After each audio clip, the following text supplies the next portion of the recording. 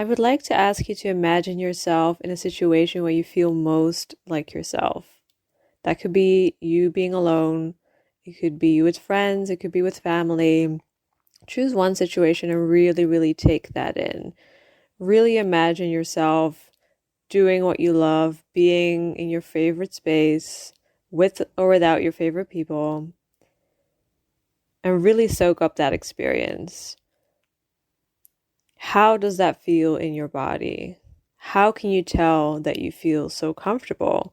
What are the signs that your body is giving you? What are the sensations you're feeling and experiencing? How are you moving? How is your body language? Take in as much of this experience as you can. And if you want to, write down what you noticed and what was it that made it feel so good.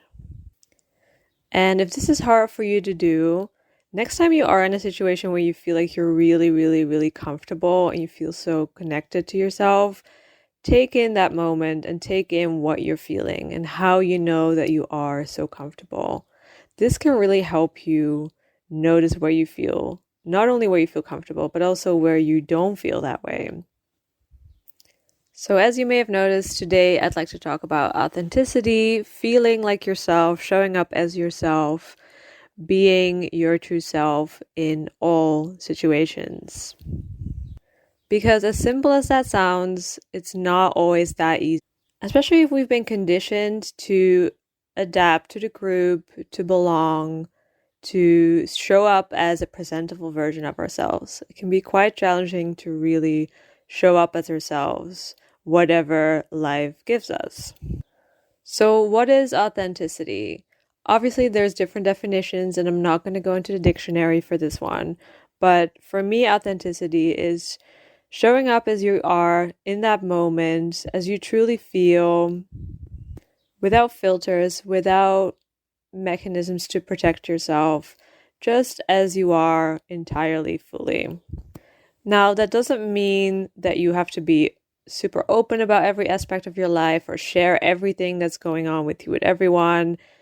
That is oversharing, and maybe for some people that is great, but that's not necessarily what authenticity is about. Authenticity is the courage to not abandon yourself when you feel that that's expected of you in a certain situation, but to continuously be close to yourself and allow yourself to be seen, no matter how other people might perceive that. And while some people seem to be born with the ability to always show up as themselves, most of us, including me, have really learned to do that. And it's a continuous learning process as life gives you different circumstances all the time. And it's not that weird that it's that hard, considering how we grow up, the mechanisms we built when we're children, and how we never really learn to undo those when we're adults. So as humans, we have a need to be part of a group, to belong, to feel like we're part of something. And that's obviously because generations ago, that was so necessary for survival. And while nowadays we can survive mostly on our own, we still need other people. We still have that deep need to be loved, to be seen, to be accepted, and to feel like we can rely on people when we need to. We have a real need for connection, but by not really fully showing up as ourselves, the connections we create aren't really true, and they'll always feel a little bit off. Because that isn't real connection, that is just trying to fit in.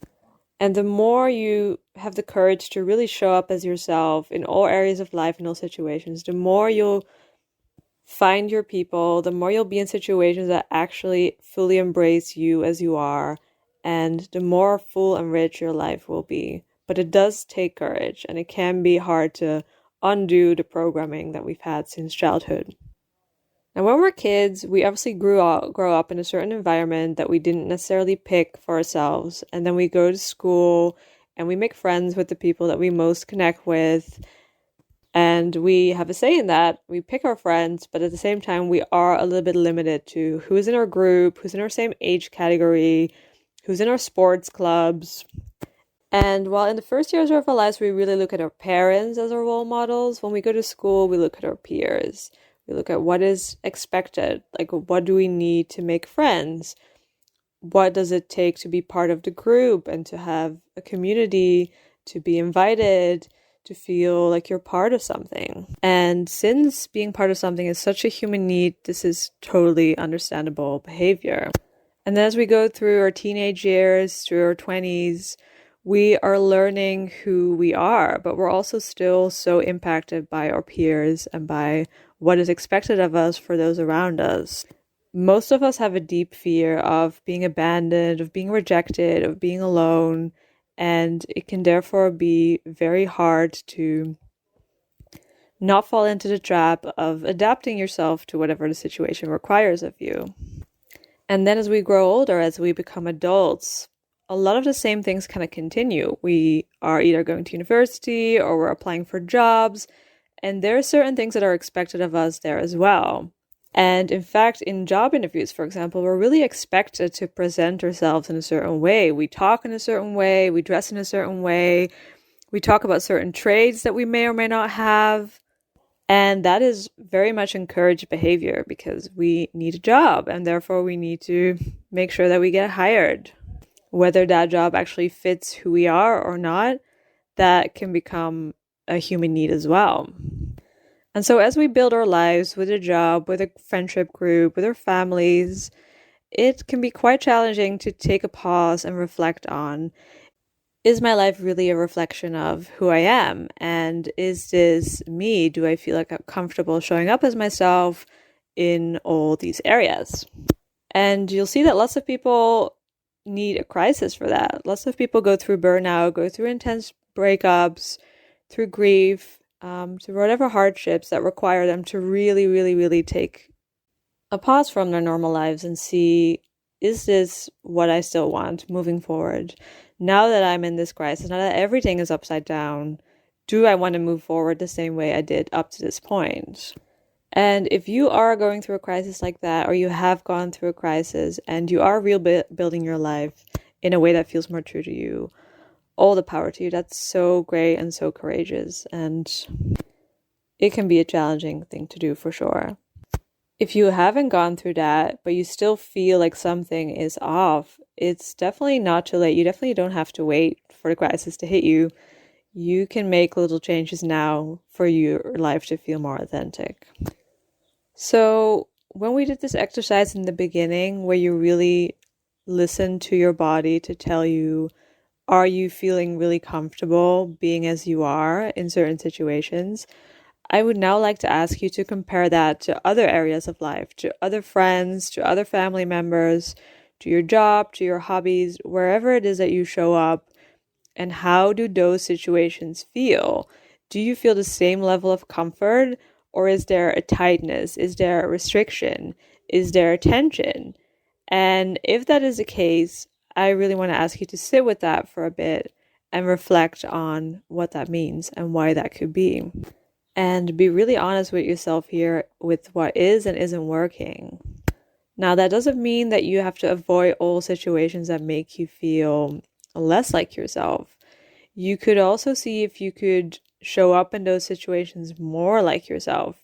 If you could bring some of that energy you feel when you are most comfortable through those other areas of life, and experiment with that a little bit to see how that feels, because you might be surprised. It might turn out much better than you think. And if that's not the case, if you try doing that and it doesn't work or it doesn't flow the same way, that is a really good moment to ask yourself if this is still something you want for yourself, if this is still something you want in your life, or if you want to feel more like yourself in that area and might need to make some changes in your life. Now, authenticity is a big topic, and there's so much that I can say about this. There's so much that we can discuss, but I think it really starts with noticing. Noticing when you really feel like you, and noticing when something's off. That is really the beginning. I will talk more about this in future videos, but I would love to hear your take on authenticity and your experiences with this in your life. So feel free to